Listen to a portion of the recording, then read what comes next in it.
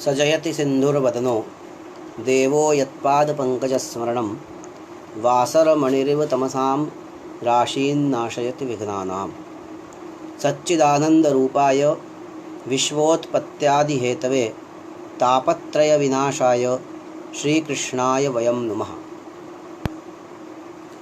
मान्याः विद्वांसः जिज्ञासवः छात्राश्च अर्थसंग्रहकक्षायाम् अधुना विधिनिरूपणं सम्पाद्यते। तत्र विधेः भेदचतुष्टयं प्रतिपादितम्। उत्पत्तिविधि, विनियोगविधि, अधिकारविधि, प्रयोगविधि। विनियोगविधेः सहकारिप्रमाणानां निरूपणम् अधुना क्रियते। हिंदी भाषायां विनियोग विधि के जो सहकारी षठ प्रमाण हैं, श्रुति लिंग वाक्य प्रकरण स्थान समाख्या, इन प्रमाणों में श्रुति लिंग वाक्य प्रकरण 4 प्रमाणों का वर्णन अभी तक हो चुका है। अब देश सामान्यम स्थानम, यह जो स्थान प्रमाण है 5वां प्रमाण है, इस स्थान प्रमाण का निरूपण प्रारंभ हो रहा है। इसका लक्षण बताया देश सामान्यम स्थानम, अर्थात समान देशत्वम। सामान्यम अर्थात समानत्वम, देश समानत्वम अथवा समान देशत्वम, यह स्थान का प्रमाण का लक्षण है। किन दो का समान देश हो? अंग और अंगी का। जब अंग और अंगी वो एक ही देश पर, एक ही स्थान पर उपलब्ध होते हैं, इसीलिए कहीं आया था पूर्व में स्थानम नाम उपस्थिति, ऐसा आया था। तो यह देश सामान्यम अर्थात एक स्थान पर दोनों की उपस्थिति होना, दोनों का रहना, यह स्थान प्रमाण कहलाता है। यह 2 प्रकार का है। अंग अंगी जब एक ही जगह पर हों, वो 2 प्रकार से एक जगह पर रह सकते हैं, पाठ सादेश्य और अनुष्ठान सादेश्य।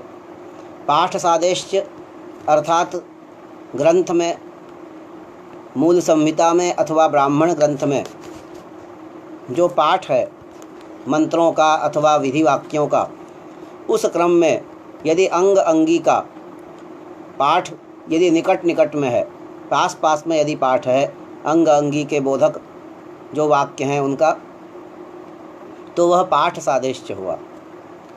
और यदि अंग अंगी का अनुष्ठान एक ही दिन अथवा एक ही स्थान पर किया जा रहा है, उनके अनुष्ठान का यदि सादेश्य है, अनुष्ठान की यदि समीपता है, निकटता है, तो उसे अनुष्ठान सादेश्य कहा जाएगा। आगे उदाहरणों से हम लोग इसको समझ लेंगे।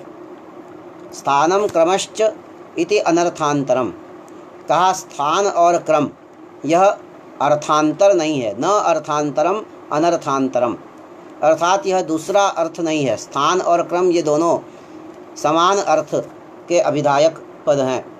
स्थानम क्रमश्च ये दोनों ही समान अर्थ के बोधक पद हैं, इसलिए अर्थांतरम न अर्थांतरम अनर्थांतरम, अर्थभेदः न वर्तते। पाठ सादेश्य प्रथम बताया। पाठ सादेश्य क्या है? यथा संख्य पाठः और सन्निधि पाठः, ये 2 भेद हैं इसके।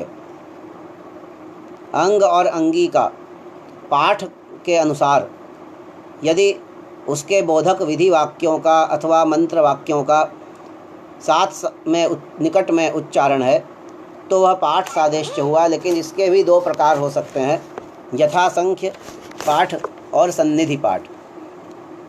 यथा संख्य पाठ क्या है? जैसे व्याकरण में आता है, यथा संख्यम अनुदेशस्तमानाम समसंबंधी विधिर यथा संख्यम स्यात्, उसी के अनुसार ए ओ ऐ औ इन 4 के स्थानों पर अय अव आय आव, इन 4 का जब विधान होता है तो ये बताया यथा संख्य होता है। उसी तरह यहाँ भी यथा संख्य पाठ है, अर्थात जिस क्रम से अंग हैं उसी क्रम से यदि